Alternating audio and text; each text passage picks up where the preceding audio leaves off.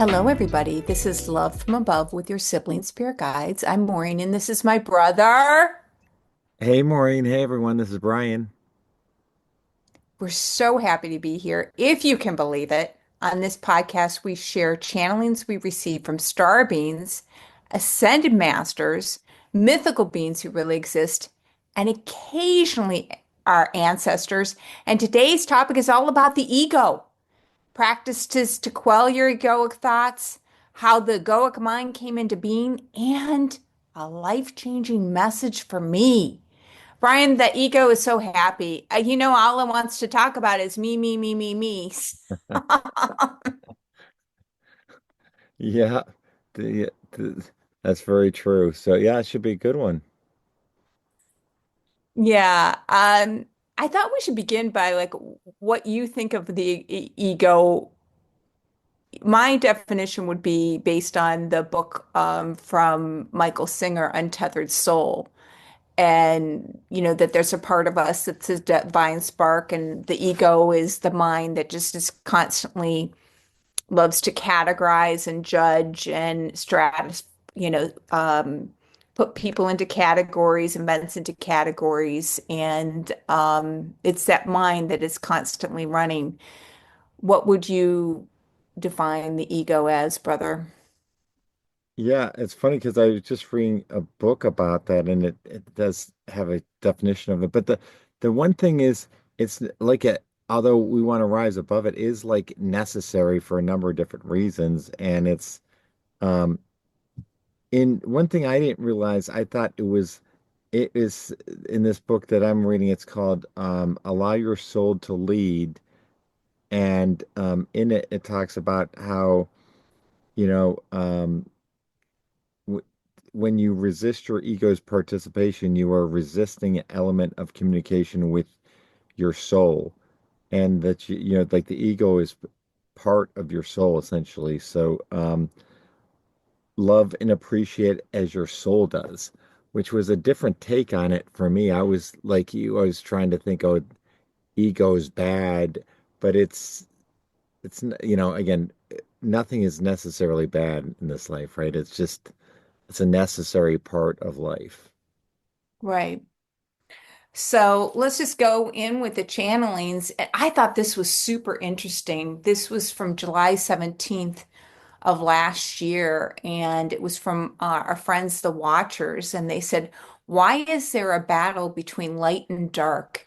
It is reminiscence of humans' own surmising of the egoic mind to reach the purity of the one who resides in the all. When one realizes that this is not a battle and surrenders to the light, then victory is achieved. For there's only battle and duality within the egoic mind. The oversoul operates from harmony and love. Once you respond to each situation in your life with a loving embrace, regardless of the circumstances, then the keys to the kingdom are bestowed to you. So, wow. Once you respond to a loving embrace to everything that comes your way, the keys of the kingdom are bestowed to you.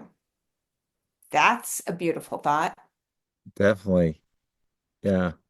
Um, I know it's not always easy to every situation in life to, have a loving embrace, but that is a key there. So yeah, that's um it's a interesting way of looking at things. And uh so I like that when they give sort of the analogies too. So this is, imagine two children battling in a sandbox over a single pink bucket. The bucket is prized by each, but there is endless amounts of sand to play with. The bucket becomes a diversion, a prize to hold, the same as a BMW, an engagement ring, a new house, a new career, new wealth within the bank account of the one who desires it. The trick is to see the greater field of vision, to notice the endless plains of abundance that are before you, and to ignore the pull to focus on a single pink bucket. It is immaterial. You could use your hands to cup and build whatever you wish in the sand. So I thought I love when they give analogies like that, and that's pretty meaningful one, right? Yeah, yeah, you're so focused on the single pink bucket and you don't even need the bucket. You can use your hands and make whatever you want. And, isn't that true in life? You're so focused. I think that's so true with like other people. Like you can watch other people like you think, oh, if I just get whatever it is, a new relationship, a new job, a new car, new set of golf clubs, whatever it is, then they'll be happy. And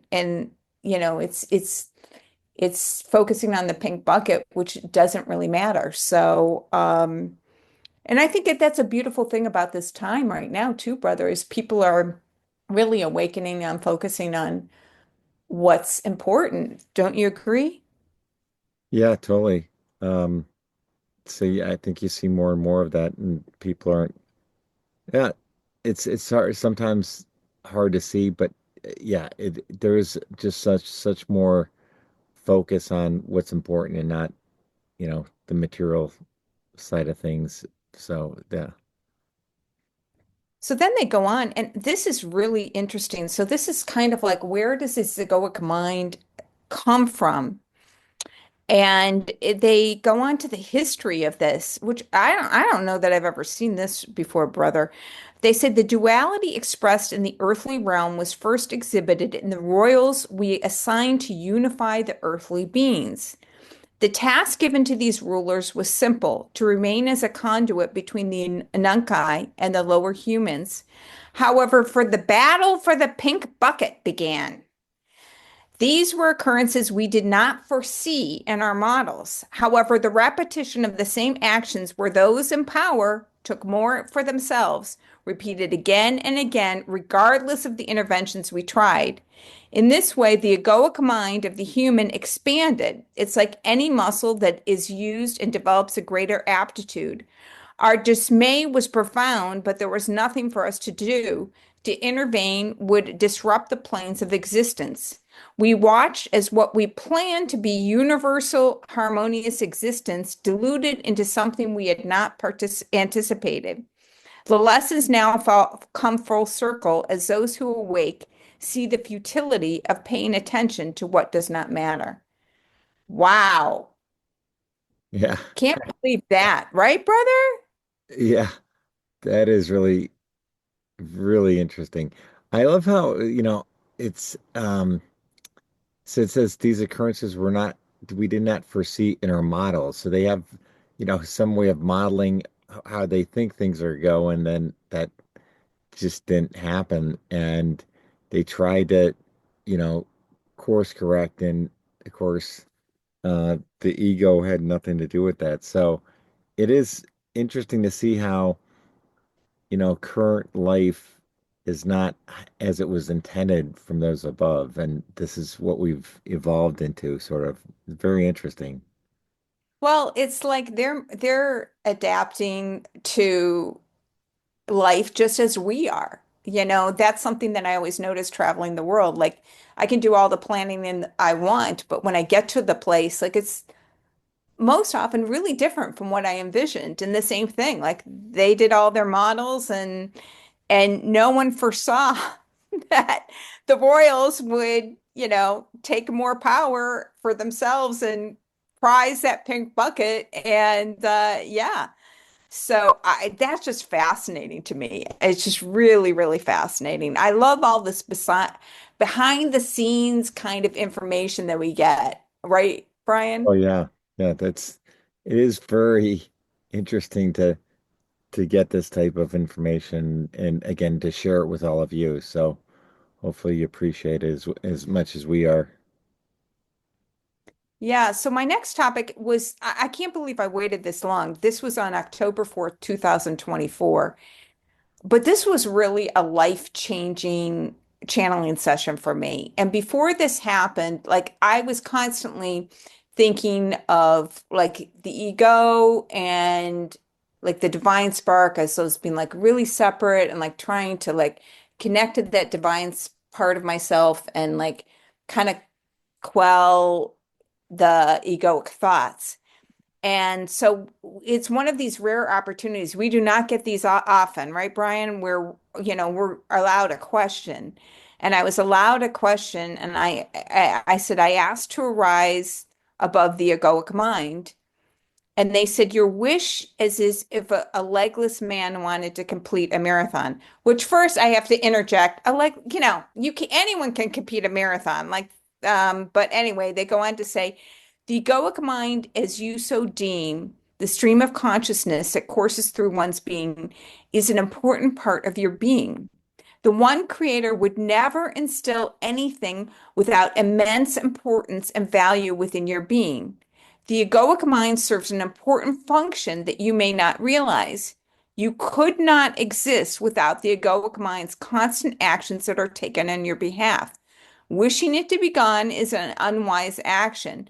Instead of viewing it as an enemy, a force to be reckoned with, use it as a stepping stool. Use it to elevate above as you wish. Although the stratification that above is better than below is purely conditional on the egoic mind, which judges and stratifies conditions. A better wish would be to become centered within the one Creator's holy and divine powers of love. This shall fulfill the sensation you are seeking. So that's one of my primary prayers that I say every single morning is I ask to be centered within the one Creator's holy and divine powers of love. So that was really, it shifted my whole perspective on the ego. What about for you? Yeah, like I said, I, I think this was a same sort of thing that for me it was pretty life changing, and also, um, I think I also was mentioning when I read this book, it said something that resonated with me as well. It says the soul's vibration cannot be in agreement with the ego. They are two sides of the same coin, so to speak. They both offer choosing to the human aspect. But anyway, so it's required. It's like the duality. It's the opposite side of the coin. So, it's not like it exactly you said. It's that being centered in the divine power of love and um, rising above. So yeah, this was all news to me, and it's something that I'm continuing to learn about, but it's making more and more sense as we move forward. Yeah, so I'm really grateful to get that. So now, like, instead of like, before when I would do like my meditations and visualizations, it would be like a rising above the ego. And now when I'm in visualizing, like just as a unified whole, everything's unified and working in harmony. And, you know, um, the ego has an important function. And my favorite phrase from this is the one creator would never instill anything without immense importance and value within your being. Of course. Of course. I don't know. That makes perfect sense to me. Um, so that was a big, big, big shift for me. Yeah, that's a good one. Um, so the next topic is, using the breath to still the egoic mind. And this is going back to November 4th of 2023. And when we were first communicating with the consciousness called aura, the breath can be manipulated to access the higher realms. The sages of old and present know this secret and utilize the focus on the breath to quell the rambling egoic mind. One could solely focus on the breath and see all that is. It is important to remember the concerns of your daily activities matter not in the greater concerns. And so this is something, I mean, I think we both try and do. I think the heart math meditation and just, we're read a lot about, just that shallow breathing that we do throughout the day is really not good for you. And the deep belly breaths are really key. Anything else you want to add there?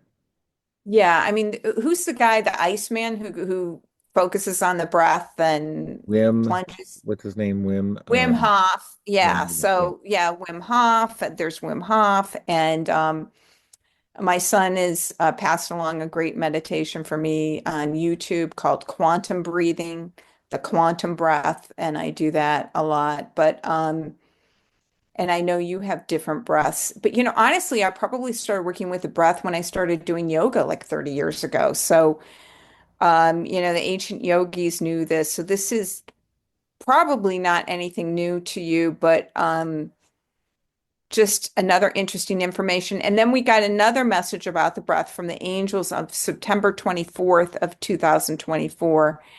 They said the general fixation of the mind is the ultimate point of receiving information. To do this, one needs to observe the actions of one's own life, but from a higher perspective. This can only be done by deepening the breath and separating from what is commonly known as the egoic form.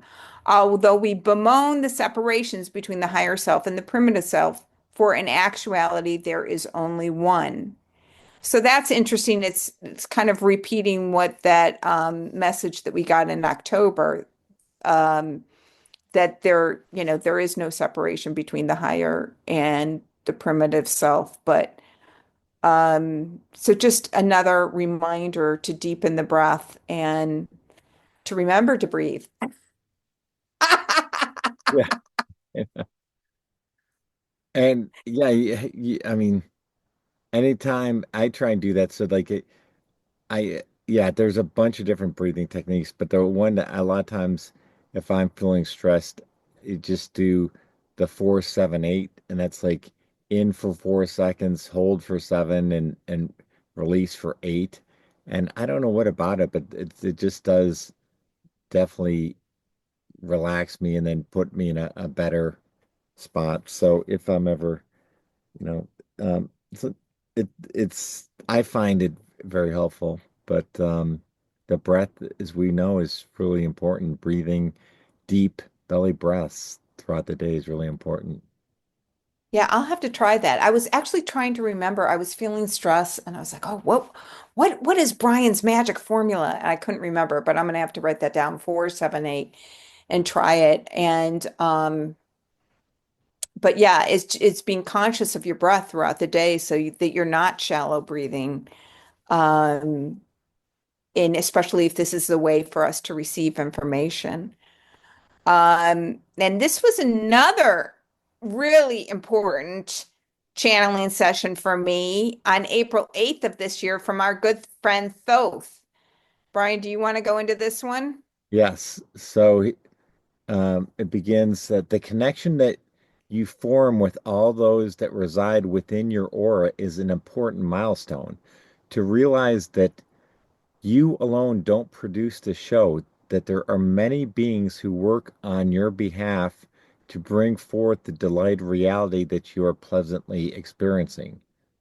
Um, so I'll let you go on to the thing beyond that, but that's we mentioned this in the past, there's so many different, beings that are constantly assisting you, and more they can be. You just need to ask for their assistance, and that's what I think Maury and I do on a daily basis with our sort of daily prayers that are asking for assistance from those above. But why don't you go on with exactly what he had you Yeah, so he doing? had me do this exercise and he, began by telling me to relax. And then I saw, how else to describe this, but I saw like a divine being in my heart. And then I saw like a divine being in my fingers and my toes and my knees and my stomach. And it was not only the realization, but actually seeing that every body part has a special angel who oversees it. And Thoth said to me, "Your job is to be the conductor of the orchestra. You are not an individual being. That individuality comes from the egoic mind, which is not real. The bodily sensations that you feel are connected to angelic beings who assist with the daily motivation required to accept your task and move forward in this planet on a trajectory towards the greatest possible love. when this is achieved, you'll witness the blossoming of your individual lives.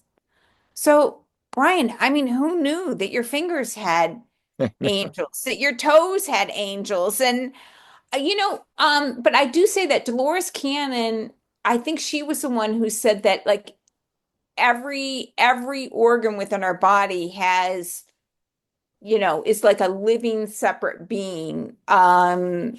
And I think I've said this on a podcast before. This has been one of the biggest gifts from receiving these channelings is that I realize that, I'm always surrounded by these divine beings who are, here to help. Yeah, totally. Um, yeah, this is new to me too. So, but it's good to know when you think of like, some you're having some ache or sometimes I have a ache or something from doing something at the gym and that to call on the angels for that part of your body. Um, and that you're not alone, that there's others to help. So that I love that message. Yeah. So the closing thought that I pulled for this is from March 15th from of 2024 from our good friends, the Watchers. And they said, many scenes blur by in a human life form as if you were a child barely able to look out the window. In reality, all is available for you to see before you. Begin now, little one, and observe the world around you. It is a dance that has been orchestrated on your behalf. To not clap and applaud at the wondrous display is to be an ungrateful patron. Wow. Amazing. What do you, yeah. I mean, I love that. The dance has been orchestrated on your behalf. I mean, you just think about so many miracles that happen every day. Um, and just to be grateful for them. It's a beautiful message.